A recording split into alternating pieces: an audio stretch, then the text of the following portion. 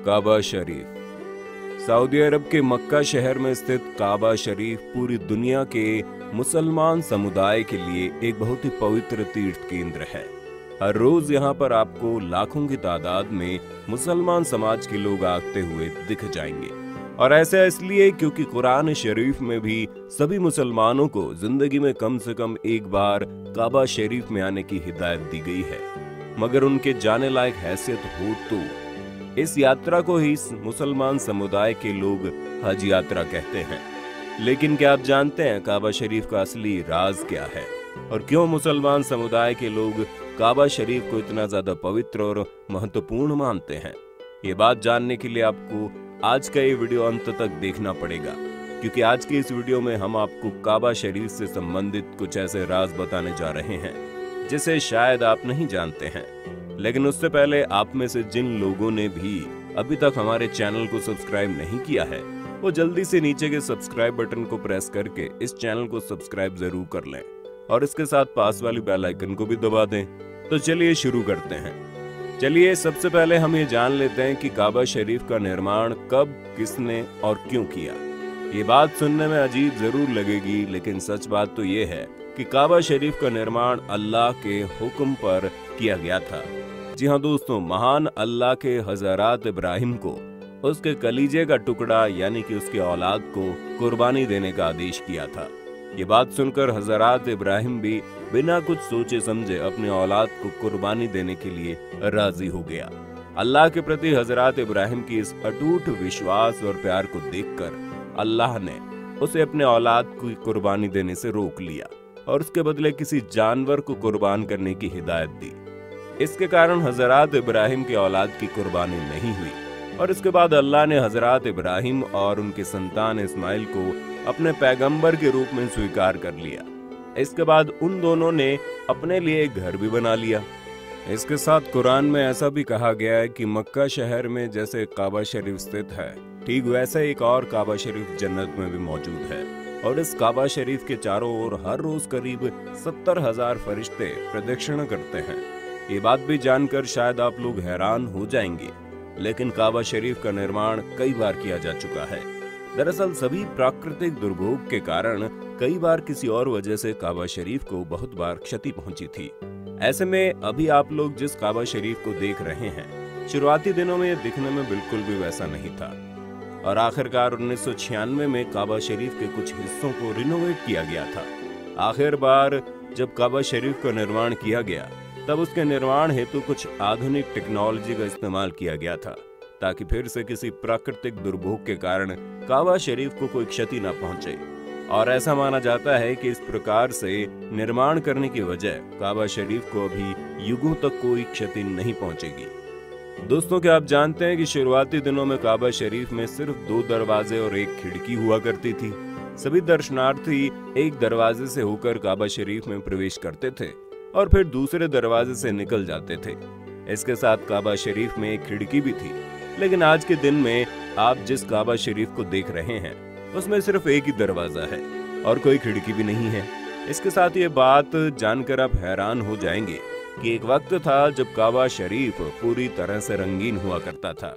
यानी आज के दिन जिन हिस्सों को आप सिर्फ काले रंग में देख रहे हैं वो सभी सारे हिस्से लाल और हरे रंग से भरे हुए थे।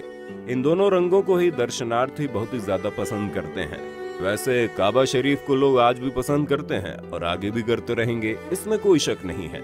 इसके साथ हम आपको ये भी बताना चाहेंगे क्योंकि मक्का शहर समुद्री तट से नीचे स्थित है और काबा शरीफ यहाँ पर स्थित है, इसलिए बरसात के मौसम के दौरान पहले काबा शरीफ में बहुत बार पानी में डूब जाता था। लेकिन चाहे कितनी भी बारिश क्यों ना हो या फिर काबा शरीफ कितना भी पानी में डूब क्यों ना जाए, यहाँ पर फिर भी बहुत सारे दर्शनार्थी पवित्र मन से अल्लाह के दरबार पर आते हैं। और तो और कभी कभार जब पानी बहुत ज्यादा बढ़ जाता है तब कुछ दर्शनार्थी तो तैर कर भी काबा शरीफ को प्रदक्षिण करते हैं। लेकिन आज के दिनों में काबा शरीफ का निर्माण कुछ इस तरह से किया गया है कि इन सब मुसीबतों से बहुत हद तक छुटकारा मिल चुका है। लेकिन इसके चलते तैरते हुए दर्शनार्थियों का काबा शरीफ को प्रदक्षिण करने का नजारा देख पाना अब नामुमकिन हो गया है। क्योंकि अपनी भक्ति को दर्शाते हुए जब वे दर्शनार्थी तैरते हुए काबा शरीफ को प्रदक्षिण करते थे, तब वो नजारा एक दिल को छू जाने वाला नजारा होता था। लेकिन दोस्तों, जैसा कि हमने आपको पहले ही कहा था कि काबा शरीफ का निर्माण इससे पहले भी बहुत बार किया जा चुका है, और ऐसा इसलिए क्योंकि अल्लाह के आदेश के अनुसार काबा शरीफ का निर्माण सिर्फ मेहनत और सच्चाई से कमाए गए पैसों से ही किया जा सकता है। अगर ऐसा ना होता तो शायद आज के दिन काबा शरीफ पूरी तरह से सोने से ढका हुआ रहता। लेकिन अल्लाह के सभी बंदे ये बात अच्छी तरह से जानते हैं कि अल्लाह सिर्फ मेहनत और सच्चाई के कमाई से ही बने हुए घर में रह सकते हैं, और शायद इसीलिए दुनिया के बहुत सारे अरबपति काबा शरीफ के निर्माण के लिए बहुत सारे पैसे देना तो चाहते हैं, लेकिन उनके पास मेहनत और सच्चाई से कमाए गए पैसों की कमी की वजह से वो चाहकर भी ऐसा नहीं कर पाते। और शायद इसीलिए ही काबा शरीफ का निर्माण छोटे क्षेत्र में किया गया है, लेकिन फिर भी धोखेबाजी से कमाए गए पैसों से इसका निर्माण नहीं किया गया, और इसे इस वजह से एक छोटे से ट्यूब का आकार दिया गया। दोस्तों, महान अल्लाह ने ये कहा था कि मेरे इस दरबार का निर्माण सिर्फ और मेहनत और सच्चाई से कमाए गए पैसों से ही किया जा सकता है, और इसे देखकर आज हमें सच में ऐसा लगता है कि दुनिया में मेहनत और सच्चाई से कमाए गए पैसों की बहुत कमी है, क्योंकि अगर ऐसा ना होता तो आज के दिन काबा शरीफ सोने से भरा हुआ होता। इसके साथ दोस्तों, क्या आप ये जानते हैं कि काबा शरीफ का काला पत्थर एक साइड से टूटा हुआ है, और इस वजह से कुछ लोगों का ये मानना है कि इस पत्थर को एक बार किसी ने चुरा लिया था, और इस पत्थर को जब फिर से वापस लाया गया तब इसी दौरान ये पत्थर टूट गया। और ये भी कहा जाता है कि उस पत्थर के कुछ ऐसे टूटे हुए हिस्से हैं जिन्हें आज भी ढूंढ पाना नामुमकिन है।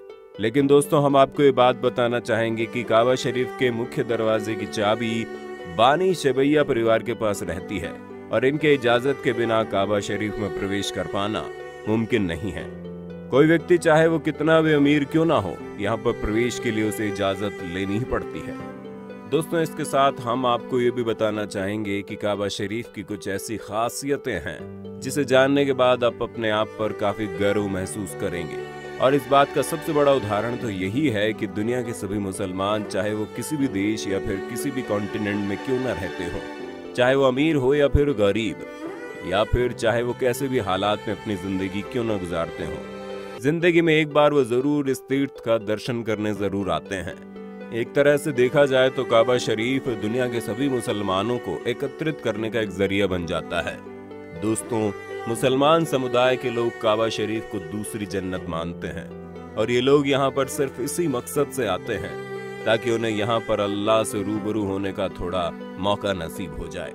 दोस्तों, इसके साथ आप लोग ये बात भी जानकर हैरान हो जाएंगे, जैसे हिंदू धर्म के मंदिरों में एक पुजारी बिना सिले हुए रेशम की धोती पहनकर पूजा अर्चना करता है, ठीक वैसे ही काबा शरीफ में भी सभी दर्शनार्थी बिना सिले हुए रेशम से बने धोती और कपड़ा लपेट कर आते हैं, और ये प्रथा यहाँ पर सदियों से चलती आ रही है।